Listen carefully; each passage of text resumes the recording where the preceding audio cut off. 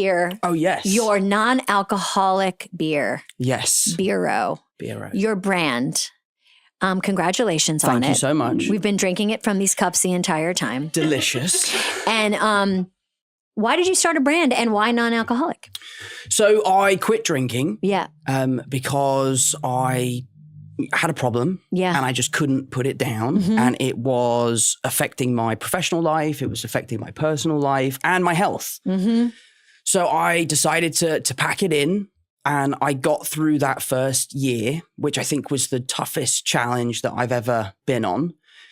And during that first year, I noticed that there was limited options for people like me that were looking for something that would scratch that itch, that would help you live or go to the bar and be a part of the social experience, but not feel like the only person with a lemonade. Yeah.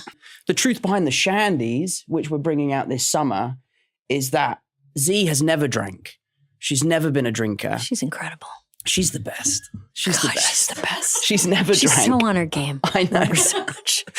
And which means she never found the taste for beer. Yeah. And everyone remembers their first beer. Yes. It's a little bit like, ooh, that kind of Yeah, it taste is. It's great. like, why does my dad drink this all the time? And then you get drunk and you're like, oh, I okay, see. let's go. I'm not here, but I'm here. Yeah. Right.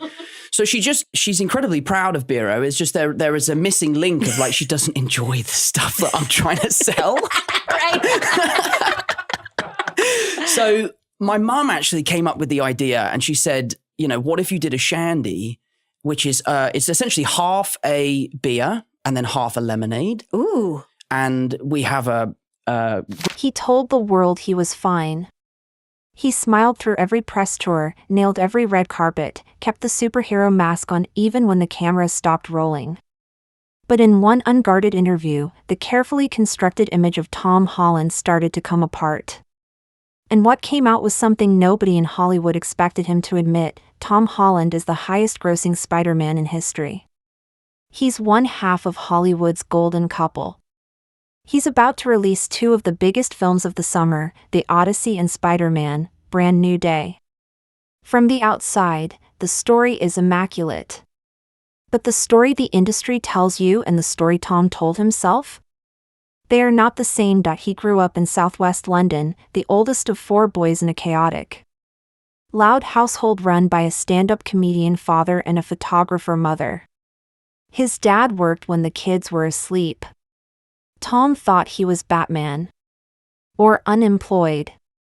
Nobody in that house got to slide by. You had to perform at the dinner table or you didn't eat. thing about having a comedian as a parent, as I'm sure your kids will know, is that no one that you bring to the house is safe. Like any of my mates that come over when we were kids, my dad would just rinse them. And it was almost like he was using dinner as like a warm up to go out and do a show that night. Oh, this is gonna hit home. So it was always we had an amazing childhood, and my parents are such wonderful people. I really admire both of them. You know, my mum in the way that she continued working, but was also like the most hands-on mum. And then my dad the same. My dad was, like I said, he would only work when we were asleep. Yeah. So he was always there. That pressure shaped him into someone who learned very early that showing up halfway is the same as not showing up at all, and then came dancing. Nifty feet. Saturday morning classes. A Janet Jackson song he heard as a child, but his own words sent his entire career into motion. If he hadn't moved right, his mom wouldn't have noticed. No dancing, no Billy Elliot. No Billy Elliot, no agent. No agent, no Spider-Man. He doesn't say this casually. He says Janet Jackson is one of 5 people responsible for his career. Let that land. Asked me to list 5 people that have been integral in the success of my career. She would be one of them. Have you ever met her? I've never met her, no. But if I didn't... She's here. No, Yeah, can you imagine? Like, oh my God. Janet, come on out. But if I didn't show that I had an understanding of like rhythm, my mum would have never got me into dancing. And if I didn't get into dancing, I would never have been spotted to audition for this show. And if I didn't do that show, I wouldn't have got an agent. And, you know, it was never something that I sought out. I never wanted to be an actor. It was never like I sat down with my parents and was like, I have this dream of being famous. So if it hadn't been for that song when I was a kid, I probably wouldn't be sat here today, which is kind of crazy. Isn't it crazy? I was talking to Billie Eilish was here and we were talking about how she was like. But here's where the story gets complicated. After Billy Elliot, after all of it, he quit dancing. Just stopped. The thing that built him, the thing he says was foundational to everything, he walked away from it. Why? Keep watching. Any fears I had or any questions of like, should I be making this movie, completely left the room, because I think my biggest regret in my career so far is that when I finished that show, I quit dancing. Yeah. And I just, would dance in a club or something like that, but wouldn't go and take class. Yeah. And the thing I love most about my job is that you can book a film and learn all of these amazing skills from the best people in the business. And to be able to do that again and pick up dancing from square one and try to get back into it, I think is going to be so fulfilling. It's so cool. I mean, like you were on the West End. At 16, he made The Impossible with Naomi Watts. His first film.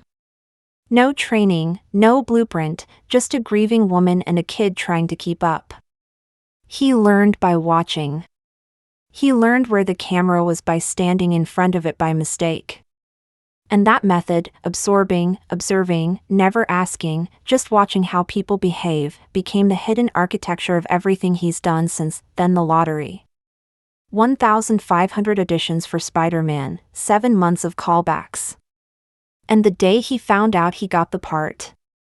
But I got it and I found out, it was like through the roof excitement and then immediate like, oh, but now I have to actually do it. A nightmare, dread, total dread. Why did I want this? Like, this is a night. Like, you're holding the hot potato and you're like, who can I give this to? Totally. And like, what's been crazy is doing this fourth film now, Spider-Man Brand New Day, I felt very similar to the way I did on my first film, which was excitement, fear, trying to find this sense of confidence that I could do this. Because the third movie was so successful and sharing the screen with Toby and Andrew felt like the perfect. He says the joy lasted about 30 seconds before pure dread moved in. Because now he actually had to do it. Now someone was handing him the hot potato in front of the entire world, and he carried it. 3 films. Then No Way Home, sharing the screen with Tobey Maguire and Andrew Garfield, and everyone called it the perfect ending. The send-off. The graceful exit. So why is he back? Because something in him wasn't done.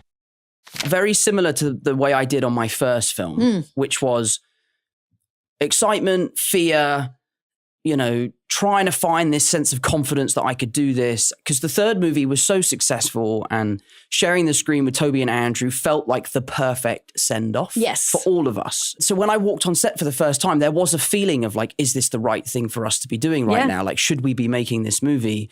And then when Destin came into the fold and the director, it all of a sudden felt like, oh, this is exactly what we've been missing. Yeah. And I'm so excited for this next chapter of the franchise because it feels different. It feels new and unique. It feels more mature. And, I love John Watts, the guy that directed the first 3.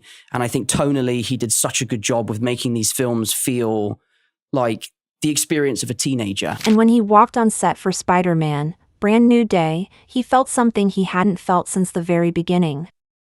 Fear. Real fear. The productive kind that tells you this matters.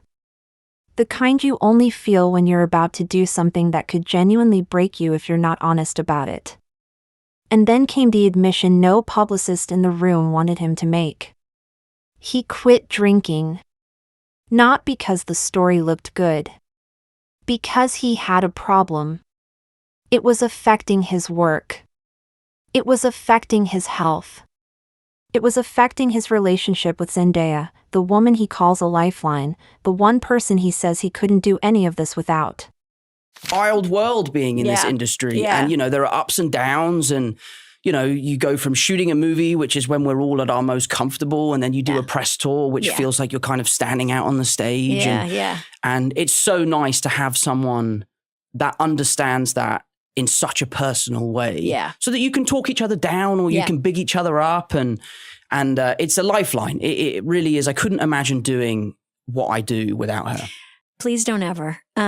We love you two together. And also, I know we don't know you. We're projecting. And I don't know Zendaya, but I am such a huge fan of her work and what I feel like she and you. He spent the hardest year of his life getting through it quietly, and when he came out the other side, he built a non-alcoholic beer company so other people wouldn't have to feel like the only sober person at the bar. He turned his private war into a public product. And he still barely talks about it. His best friend Jacob Batalon showed up wearing the Rolex Tom gave him. His brother Harry went from fetching his coffee to running a production company with him. I was a little nervous about asking my brother for a coffee and him being like, fuck off. Your younger brother. Like, what are you doing? I'm not getting you a coffee. But he came around? Yeah, he came around. He was great. He was super professional. And him and I now are running a production company together. Oh, that's great. And trying to sort of revitalize that mid-budget movie and really try and put those movies back on the map. His youngest brother, Patty, the introvert painter, worked in the art department of Spider-Man 4. This is not a man who left his people behind. This is a man who pulled everyone up with him. So what does the crack in the image actually reveal? Not a villain. Not a fraud. Just a person who was terrified, who quit dancing and regretted it, who got sober and didn't perform it for sympathy, who married his career to the woman he loves and still second guesses whether the scenes are working. The careful image isn't cracking because Tom Holland is falling apart.